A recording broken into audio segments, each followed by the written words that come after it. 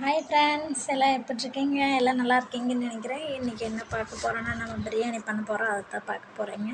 இப்போ தான் நம்ம வீடியோ ஃபஸ்ட் டைம் பார்க்குறீங்கன்னா லைக் பண்ணுங்கள், கமெண்ட் பண்ணுங்கள், சப்ஸ்கிரைபர் பண்ணுங்கள், வீடியோவை ஸ்கிப் பண்ணாமல் பாருங்கள். வாங்க ஃப்ரெண்ட்ஸ், வீடியோக்குள்ளே போகலாம். பிரியாணி பண்ணுறதுக்கு பாத்திரம் வச்சுட்டு அதில் எண்ணெய் ஊற்றிட்டு எண்ணெய் காஞ்ச உடனே பட்டை லவங்கம் அந்த மாதிரி பிரியாணி ஸ்பைசஸ் எல்லாமே சேர்த்துட்டு நல்லா கொஞ்சம் இது வர்ற மாதிரி புரியணும் நல்லா. அதுக்கப்புறம் நம்ம ஆனியன் தக்காளியெல்லாம் கட் பண்ணி வச்சுருந்தோம் ஃப்ரெண்ட்ஸ். அப்புறம் ஆனியனை போட்டு வதக்கிட்டு, எனக்கு இத்தனை நாளுமே ஃப்ரெண்ட்ஸ் பிரியாணிக்கு நல்லா ஆனியன் வதங்கணுங்கிறதே எனக்கு தெரியாமல் எப்போ பாரு அவசரப்பட்டு தக்காளி போட்டுருவேன். இந்த தடவை தான் நான் எனக்கு தெரிஞ்சபடி நல்லா பிரியாணிக்கு ஆனியன் எப்பயுமே நல்லா வதங்கினா மட்டும்தான் அந்த பிரியாணி டேஸ்ட் கொடுக்குங்கிறதே நான் இப்போ தான் தெரிஞ்சுக்கிட்டேன் ஃப்ரெண்ட்ஸ். அதனால் இந்த தடவை நல்லா கொஞ்சம் ஆனியனும் சாட்டே பண்ணலான்னு பார்த்தேன். அப்பயுமே கொஞ்சம் அவசரம் தான் இருந்தாலும் அப்புறம் ஆனியன் நல்லா கொஞ்சம் ஓரளவுக்கு வதங்கிருச்சு.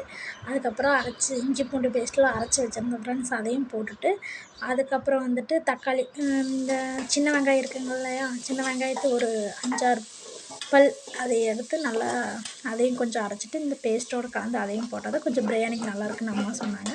அதனால் அதையும் போட்டுட்டு அதுக்கப்புறம் எடுத்து வச்சுருந்த நான்வெஜ் தக்காளி போட்டு நல்லா வதக்கிட்டு அதுக்கப்புறம் நான்வெஜ்ஜெல்லாம் அதில் போட்டு நல்லா ஸ்பைஸ் பண்ணிவிட்டு அதுக்கு தேவையான சில்லி பவுடர், பிரியாணி மசாலா என்னென்ன சேர்த்துமோ கரம் மசாலா அதெல்லாம் சேர்த்துட்டு நல்லா வதக்கி விட்டுட்டு கொஞ்சம் அது வேகிறதுக்குன்னு தனியாக தண்ணி ஊற்றி ஒரு 5 விசில் விடணும் ஃப்ரெண்ட்ஸ்.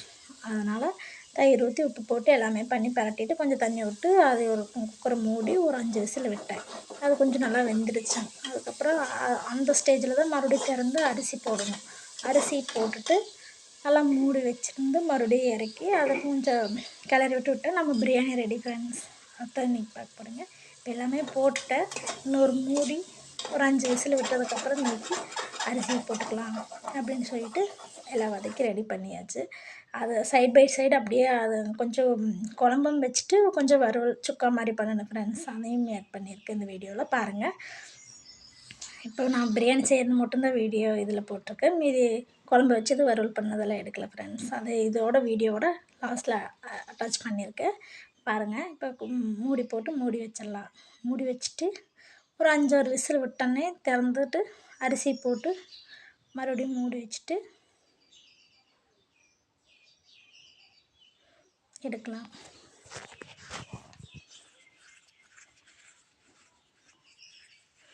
இந்த பிரியாணி செய்கிறப்ப சைட் பை சைடு அது கொஞ்சம் ஆனியன் நல்லா கட் பண்ணி வெங்காயம் மிளகாட்டி வைப்போம்ல ஃப்ரெண்ட்ஸ், அந்த மாதிரி கறி குழம்பு எடுத்து வச்சுட்டு கொஞ்சம் தண்ணி குழம்பாட்ட வச்சுட்டு அதில் இருக்கிற கறியை எடுத்து அரைச்சி இது பண்ணிவிட்டேன். பிரியாணி ரெடி ஆகிடுச்சு. எல்லாமே சைட் பை சைடு எல்லாமே ரெடி பண்ணிவிட்டேன்.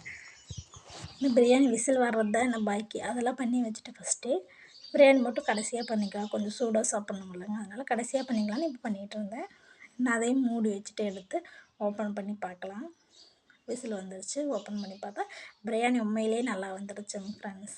நல்லா இருந்துச்சு, டேஸ்ட்டும் நல்லா இருந்துச்சு. நல்லா புதினா மல்லியெல்லாம் போட்டு பண்ணினதுனால ஃப்ளேவரே தனி டேஸ்ட்டாக இருந்தது. நல்லா இருந்துச்சு ஃப்ரெண்ட்ஸ். பாருங்கள் எவ்வளோ ஒரு உதிரியாக நல்லா நீட்டாக வந்திருக்குன்னு நான் கூட நினைக்கல. பரவாயில்லைங்க, நல்லா வந்துடுச்சு.